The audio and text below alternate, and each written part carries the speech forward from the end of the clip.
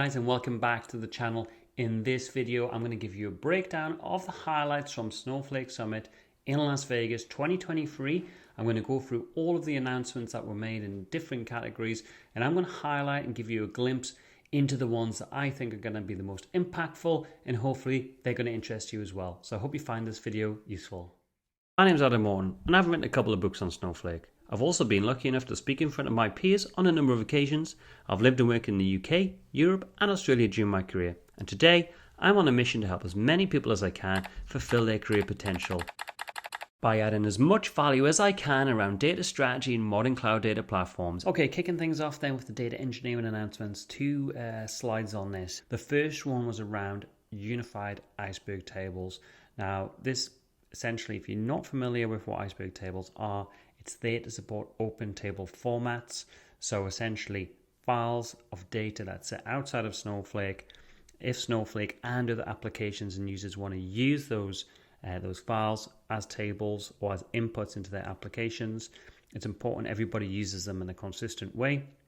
The data formats are specified using that Apache Iceberg open source table format. All of the tools then I need to use that data, leverage that kind of metadata to make sure that all tools and users are reading that data in the same way in a nutshell. This is an extension to what Snowflake originally called external tables for Iceberg and native Iceberg tables into one table type. They're calling this an Iceberg table. It's currently in private preview. It's coming soon. And it gives you a simplicity of just using one single Iceberg table type. And you've got options to specify things like catalog implementation, and you get less performance trade-offs. Next one is Document AI. This allows you to ask questions in a natural language of documents stored in Snowflake. In a second, I will show you a short video of how you do that using PDF files. Query constraints. So now, or very soon, you're going to be able to define what types of queries can be executed against your data in Snowflake. And as an example, some columns can't be selected by certain roles or can only be queried as an aggregate. So this gives you an extra layer of functionality to define what roles can run what queries against your data. Data clean rooms now, there's now going to be an integration into the Snowsight web UI to make it easier to configure and manage. Instead of just working with SQL code, it's something that we go into depth in the Master in Snowflake program.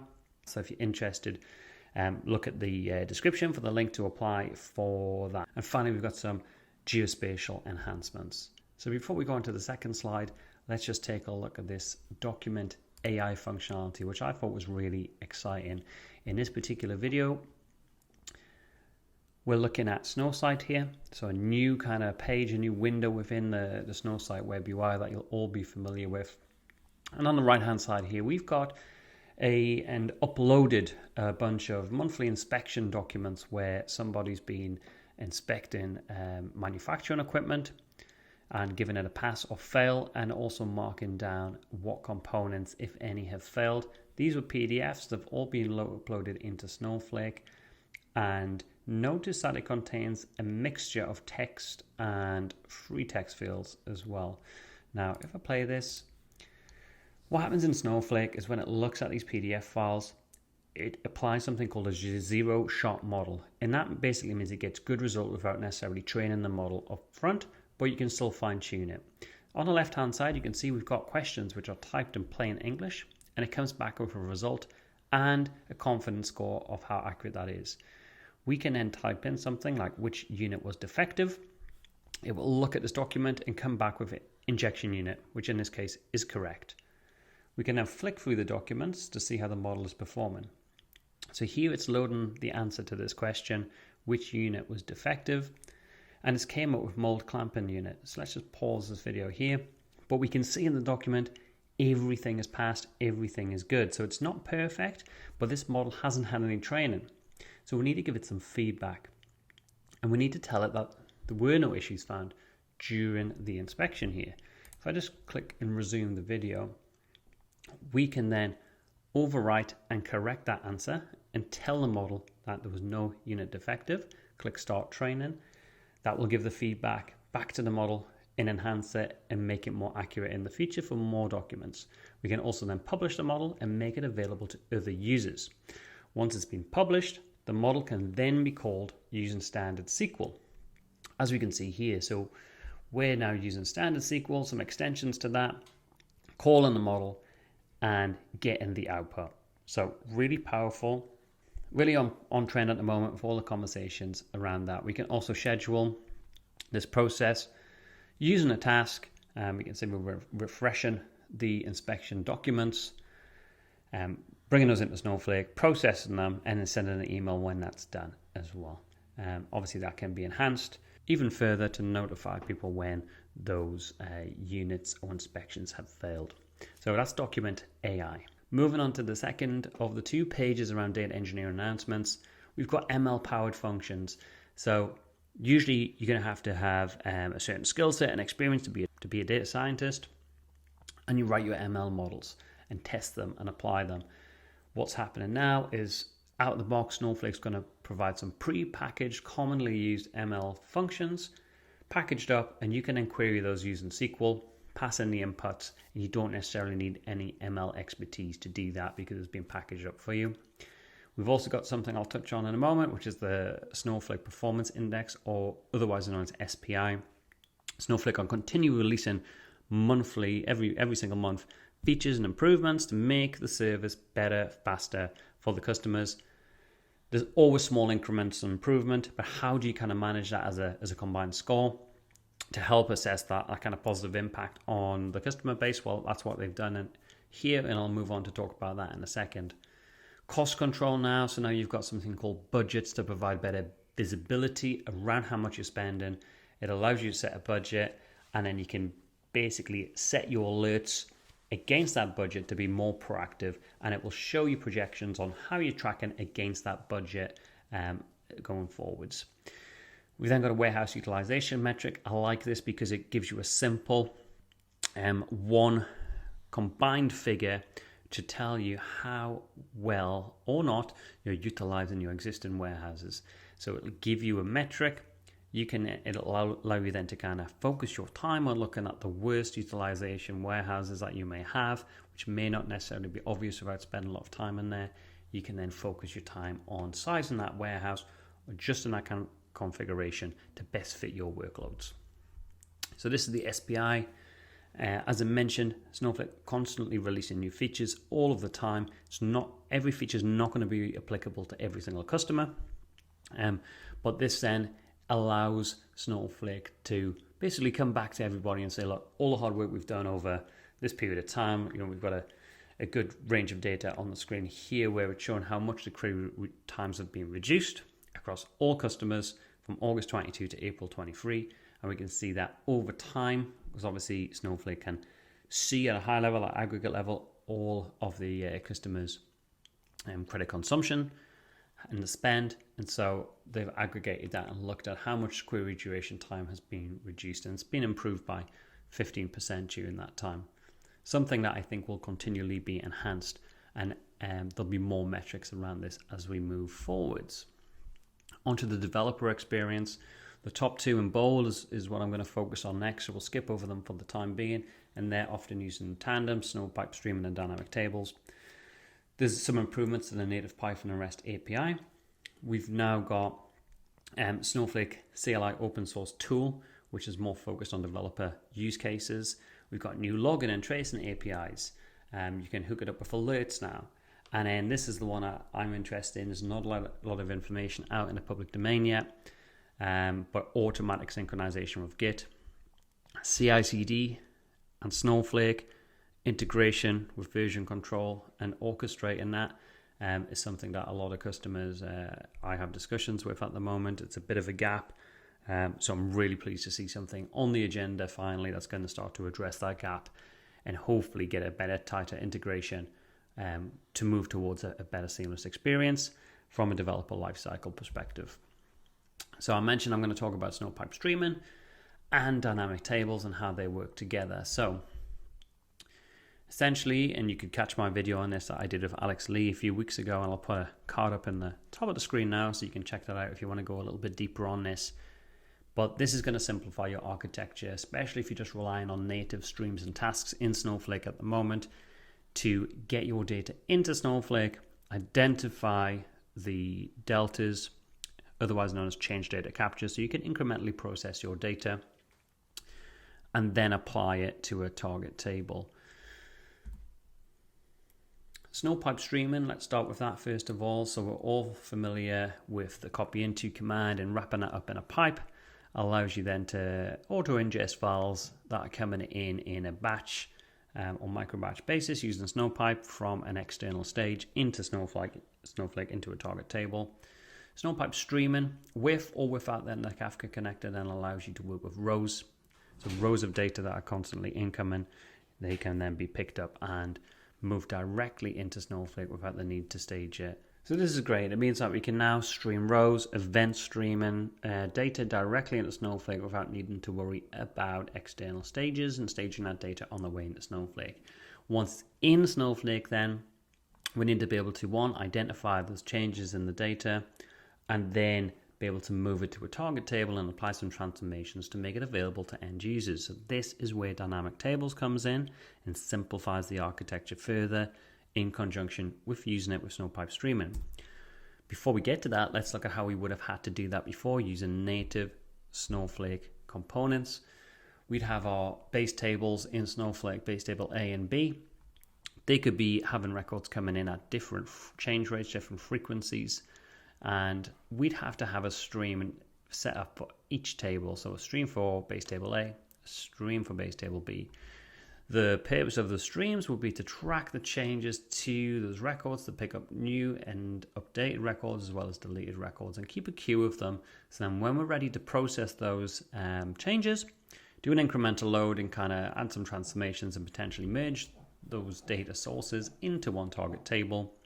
We'd have to then use a task with a bit of SQL code. So remember, a task is something we can run off a schedule, and it can execute one piece of SQL per task. You can chain tasks together, but the root task needs to have a schedule. In this example here, very simple example, we've got one task. It's got a merge statement in. It's looking at the stream changes for base table A and joining it to the streams for base table B, merging those into a target table. So we've got for just two source tables in Snowflake and one target table, we've got quite a lot of different things that we need to create, test, and manage on an ongoing basis. How does that look in the new world with dynamic tables? Well, there's our old world at the top. Below the line here is our new world. We have our base tables here. Essentially, let's imagine they're getting populated with data coming in from event streaming data using Snowpipe streaming directly into those tables. The dynamic table then is the real magic here, which brings everything together. The dynamic table is essentially a SQL statement where you define your transformations within a create dynamic table SQL statement that declaratively specifies what the target table output looks like. And you also, as part of creating that table, specify a refresh period known as a lag of how frequently you want that dynamic table to process. It's using Snowflake serverless compute behind the scenes, so you don't need to worry about that part either. But let's say you set it to every 5 minutes. That's going to check your base tables. It's going to identify any changes, and it's going to handle those incremental loads for you. If the target table is empty, for example, it will recognize that and do a full refresh for you as well. So a lot of that complexity that you needed to cater for before is now gone, and allows you to process records in near real time very easily with a simplified architecture in place. Hopefully that makes sense. In one example I'll give to you, if you're familiar with using DBT, when you specify a model in DBT, you're specifying a piece of SQL code that creates a target table output or view, and depending on the configuration that you're using. This approach is very similar. The dynamic table has a piece of SQL in there that creates a target table object. Moving on to Snowpark, it wouldn't be complete without a mention around this. So we've got a new feature called Snowpark Container Services. This allows you then to run full stack applications within Snowflake. And this came from the big announcement that was part of Snowflake Summit 2023, where Snowflake announced a partnership with NVIDIA, who do graphic cards and GPUs. Now that's allowing for really high performance processing, and you can run non-native Snowflake apps within Snowflake using something called Snowflake Container Services. The Snowpark model registry next allows you to keep a registry and track all of the models in there, so then you can publish, discover, and find models in the future. We've got some announcements around Streamlit. Specifically, the one I'm keen on looking at is Streamlit in Snowflake. So bringing that Streamlit application within the Snowflake ecosystem and environment, so you're not having to work with two different applications and the complexity that comes with managing dependencies and deployment. Hopefully that will be a seamless experience and we'll see time to value accelerated there. A couple of new APIs within the Snowpark model and libraries as well. So here we are then with the Snowpark container services. This new runtime really eliminates that need for you to deal with complex operations of managing and maintaining compute for clusters for containers specifically. So when you're now running containers in Snowflake for the first time, you don't need to move data outside of it, which comes with inherent security risks if you want to use it as part of a more sophisticated AI ML model or native app. And that goes for whether that's developed internally or with third-party providers. So it allows you to deploy containers which are built and packaged by developers in any tool of their choice, really, and it can include C, C++, Node.js, Python, R, React, etc. And it can be executed using configurable hardware options, including those GPUs that I mentioned earlier. So this flexibility in programming language and hardware expands that scope of the AI ML workloads as well as the native app space, which is brought to Snowflake using Snowpark. Finally then, here's all of the data superheroes from Snowflake that made it to Vegas. And if you're interested in becoming a data superhero, I did a quick video with Howard Leo, who's on the left-hand side of the picture. He's the community manager for Snowflake. And he gives some really good tips and advice if you want to be part of that community. Other than that, that's all in my roundup from Snowflake Summit 2023. I hope you found that video useful. And if you did, new videos come in along very soon. Are you looking to grow your skills this new year and looking to fulfill your career potential? Maybe you've been frustrated by being stuck in a dead-end job in your company, or your employer hasn't necessarily invested in you and you're stuck working with on-premise systems. Well, this is exactly why I designed this course, this program, Mastering Snowflake. My members join me and they've typically got 10 to 15 years experience in IT and data specifically. They've often got a lot of skills and experience that they've poured time and effort into over the years, and they want to be able to leverage that to the best degree. So they come to me, they're often quite confused about where to start. There's so many overlapping technologies out there, there's so many different buzzwords, and I want to really help you and these people cut through all of that marketing hype and really get a good understanding of how to design and deploy solutions for the cloud.